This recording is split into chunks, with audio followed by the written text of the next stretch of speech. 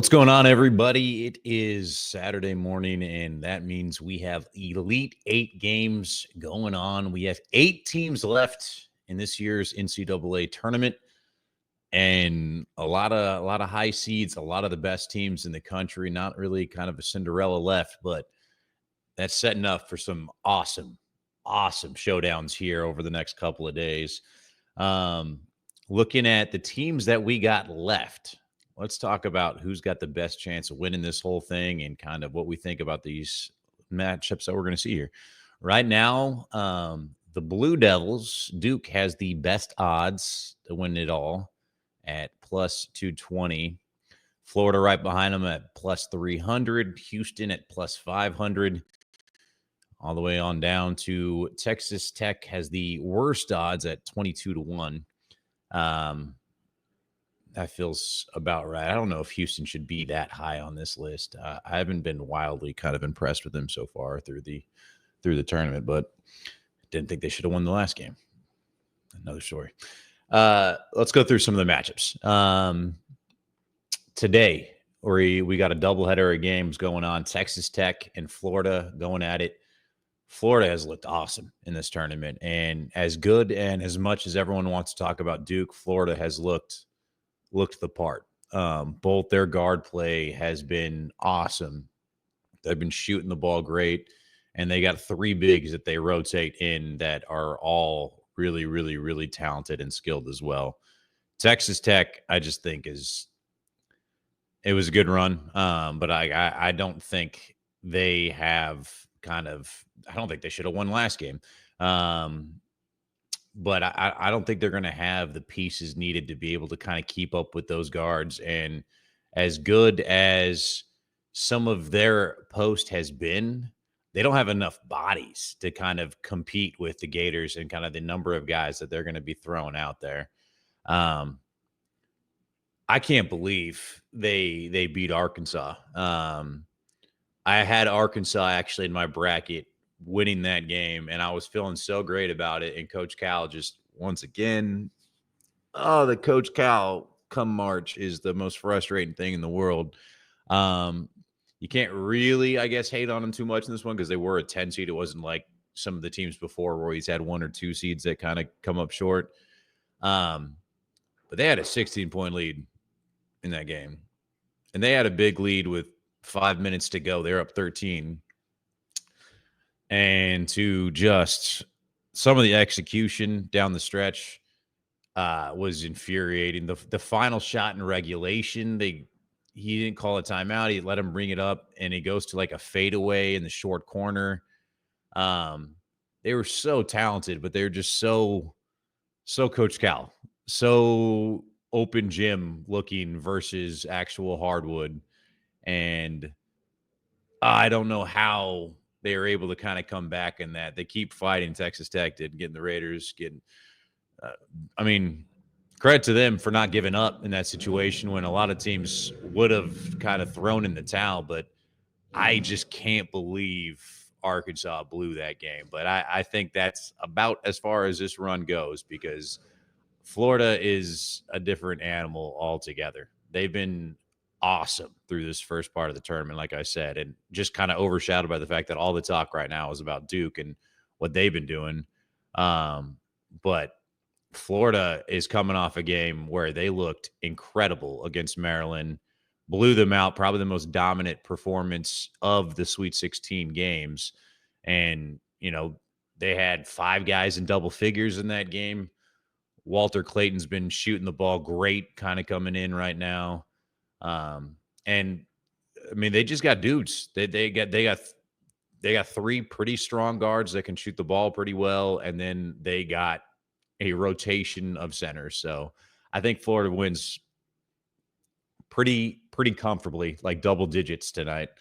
Nightcap game is a really fun one. Duke and Alabama going at it. Alabama coming off an insane game. Mark Sears went crazy in that game, dropping threes. They hit 25 3-pointers in that semifinal game or in that Sweet 16 game.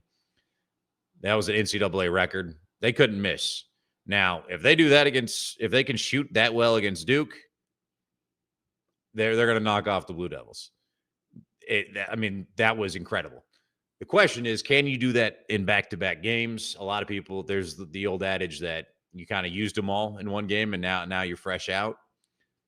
The other side of that coin is Cooper Flagg's coming off probably his best game ever in college. He did have an incredible one earlier this season in a regular season game, but I mean, it was just all around incredible what he did with the 30 points, with all the blocks, the rebounds, and really the assists. He had about 3 or 4 no-look, beautiful dimes to Malawak over the top for dunks and kind of was able to find Knipple for a few threes. But like I said, the other side of the coin is, did he use up his good game and now he comes back down to earth a little bit? The first few games for Duke in the tournament was all about Tyrese Proctor, who was unconscious from 3. He comes back down to earth a little bit in this past game. But it is a very fun matchup. The X factor, Alabama still has not been able to get Grant Nelson going again. He's been really, really kind of quiet ever since he's kind of come back from that injury, and he hasn't quite looked the same. I'm really curious if he can get going and give them an extra scorer, some guy with length.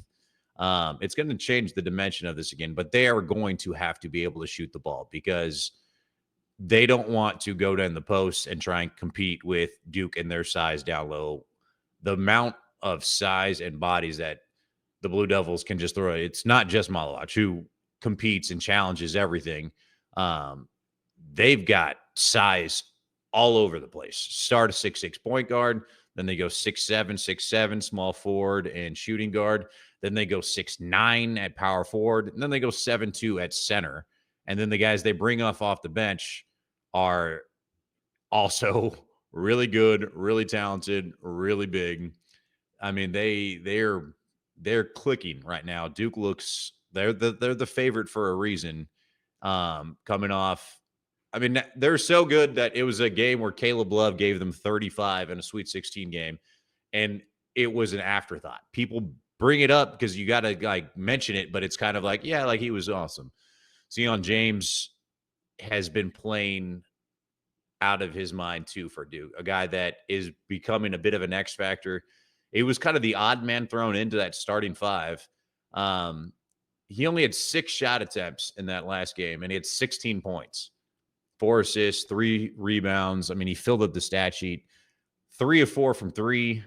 And if he does that, he's going to get unlimited great looks just by the sheer fact of how much talent is on that Duke team and how much they're going to just kind of the entire defense gravitates to where Cooper Flagg is, and everyone's got to be aware of Knipple and like what kind of looks he can get.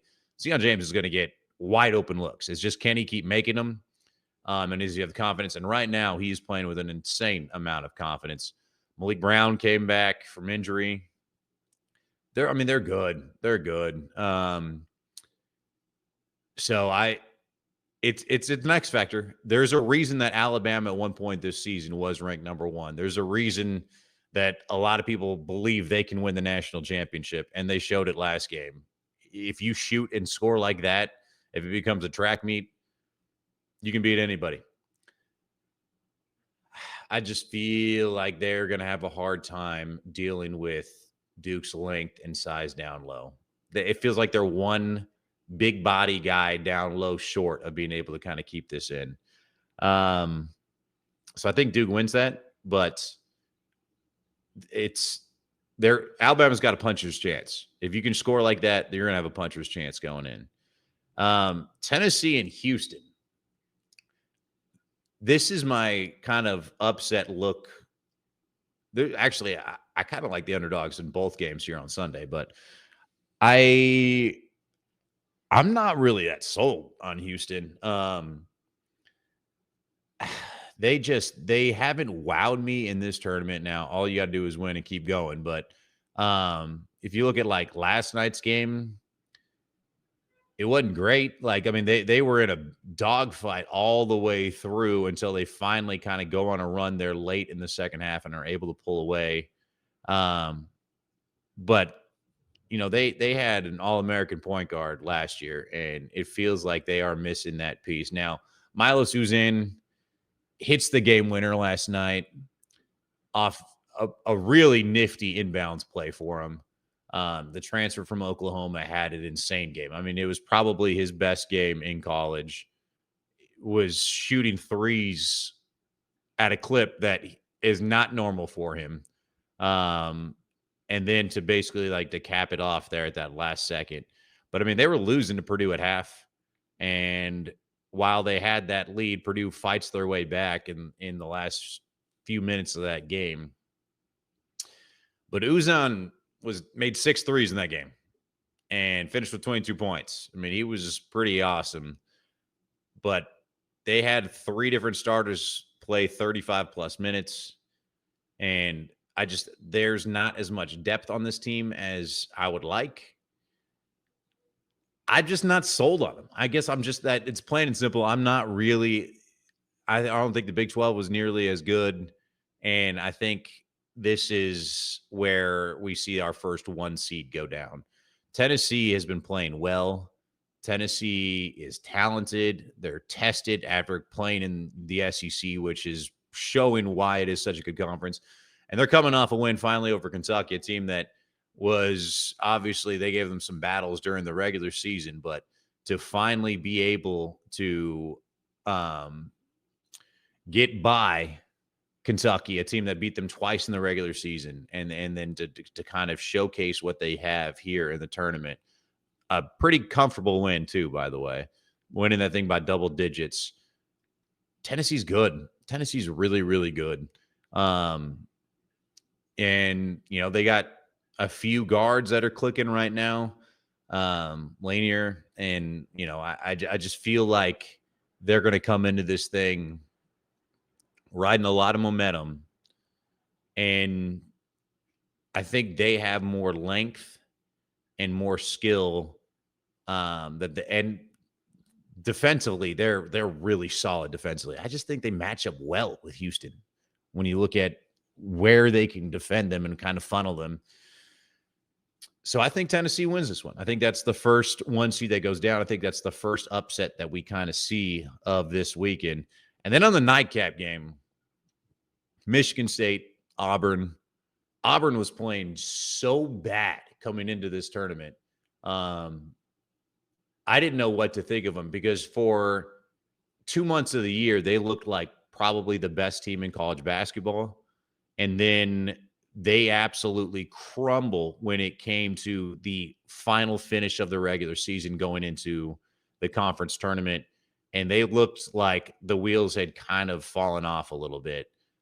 They lost 3 of 4 at that point, including to Tennessee, by the way, and to Alabama, 2 teams that are still hanging around. But they just didn't look the same. They get into the tournament, and in the tournament, they still didn't look nearly as dominant as they had through those first few months of the season. But they kept winning, and they win another game over Michigan that I actually had Michigan pulling off that upset. And for the first half, it looked like they might.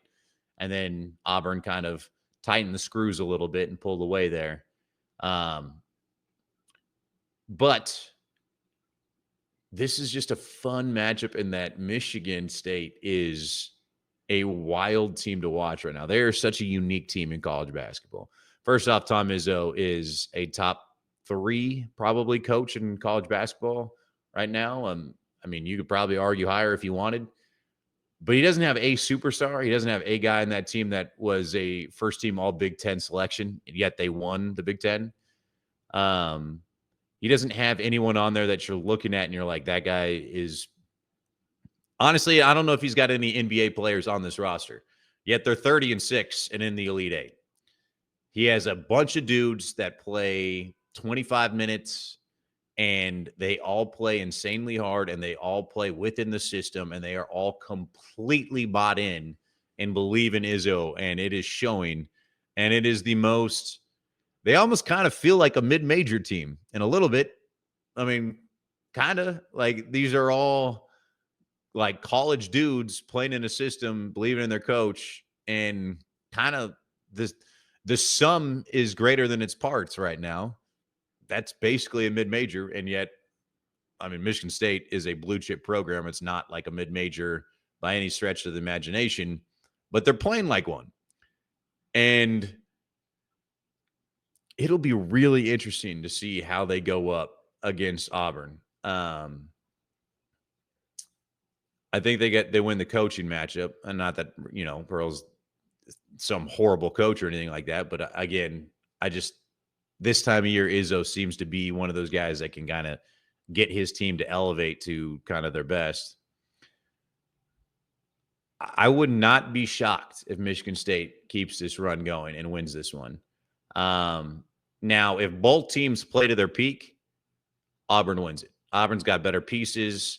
I mean, they arguably are going to have the National Player of the Year, and they got a lot of talent around him. But Broome is incredible. He's having an awesome year, and Auburn runs out a lot of experienced players out there.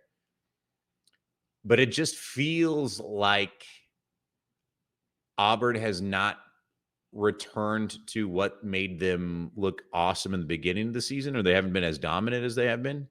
And Michigan State is clicking, and I feel like the book's not out on Auburn, but people have kind of figured out how to slow them down at least a little bit.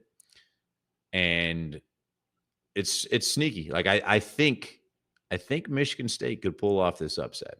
I think in the most improbable of kind of the teams left, they could make a run here at getting to the Final Four. It's a 4.5-point spread. It's not like a coin flip game. Like people expect it to be close. But I kind of like the Spartans here. I kind of like what they have going on. Completely bought in. There's just a few times a game, a few possessions where it looks like Auburn kind of breaks away from their game plan and it goes a little bit more individual play. And that never happens with Michigan State. Never. So I think you see at least one upset, I think, here on Sunday. I would not be shocked, though, if you saw Tennessee and Michigan State punch their tickets to the Final Four. So we'll see. Those would be my picks going in. So Tennessee and Michigan State on Sunday for the winners. I would have Duke and Florida here today, setting up a Final Four where you're going to have Duke playing Tennessee. You're going to have Florida going up against Michigan State. That would be an awesome game. I think that's when Michigan State's run kind of comes to an end. So I would guess Florida makes the national championship. Duke and Tennessee, I think Duke actually wins that one pretty comfortably. And then we would have a Duke-Florida national title game. Boy, that would be an awesome, awesome matchup. And I think in that case, I would side with Duke on sheer star power. I think they just have a couple of guys that I don't know with the way Florida's actually. I mean, I'm talking 51-49, like percentage-wise, and I would go Duke. But like it would be really close. That'd be a game that I'd have a hard time kind of. Either team could win, and I would not be shocked. I would slight edge to Duke, but that'd be an awesome game. Let me know what you guys think. Any upsets you got this round? Any picks you think are locks? And who's your national championship winner at this point? 8 teams left. We only got 9 days left of college basketball. It's a bit of a heartbreak right here. And then Suns aren't giving us much to cheer for these days either. So basketball season is quickly winding down for us. But let me know what you guys think.